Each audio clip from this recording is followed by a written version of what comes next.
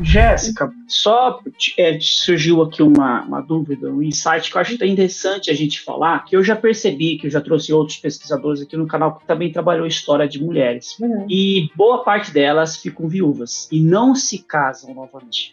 Você acredita nos seus estudos que isso era uma opção ou era também uma forma delas ser mais livre, ter uma liberdade maior, ter uma mobilidade maior dentro dessa sociedade, sendo uma viúva, porque ela tem um status, né? Ela é viúva do fazendeiro tal. Então isso provavelmente dava uma liberdade maior dentro dessa sociedade, ou um novo casamento seria uma forma de aprisionamento e um apagamento da imagem dela. O que você acha? Só para a gente continuar, porque eu acho um tema muito interessante, porque as pessoas elas não se atentam a isso, né? As pessoas não se atentam. Sim, o que acontece com as segundas núpcias, né? A gente vê muito no documento falando de segundas núpcias. Algumas mulheres, elas não vão se casar novamente, né? Até que você fala assim dessa liberdade, essas mulheres que às vezes, depois de terem se casado, algumas ficam viúvas muito cedo, têm um casamento muito curto, né? Algumas dessas mulheres, elas não vão se casar, elas vão seguir ali tentando administrar os seus bens, né? E quando eu falo de administrar os seus bens, ela é uma tarefa muito árdua, muito difícil para o período, né? Pensando que a sociedade o tempo todo queria impor limite a essas mulheres, sejam eles jurídicos, sejam eles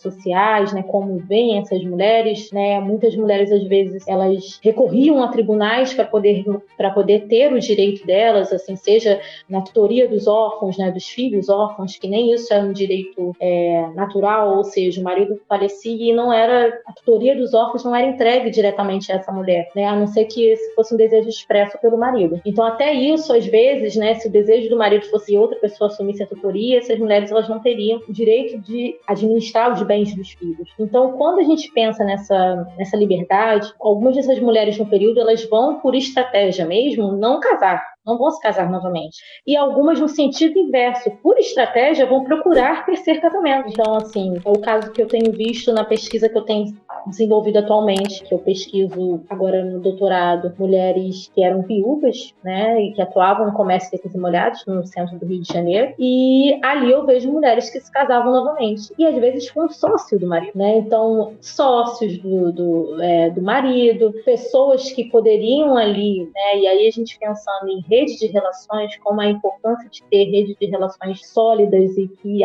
auxiliam ali nos momentos, né, de dificuldade. Então, é uma estratégia também se casar de novo. Então, não se casar e se casar é uma estratégia também. Então, no caso das fazendeiras em si, né, a própria dona Gertrudes, ela não se casou novamente. E ela ficou aí 20 anos viúva, que eu tenho conhecimento, né, como não sei a data de falecimento do marido dela, não sei desde quando que ela é viúva, né, mas pelo menos 20 anos viúva e ela não se casou de novo.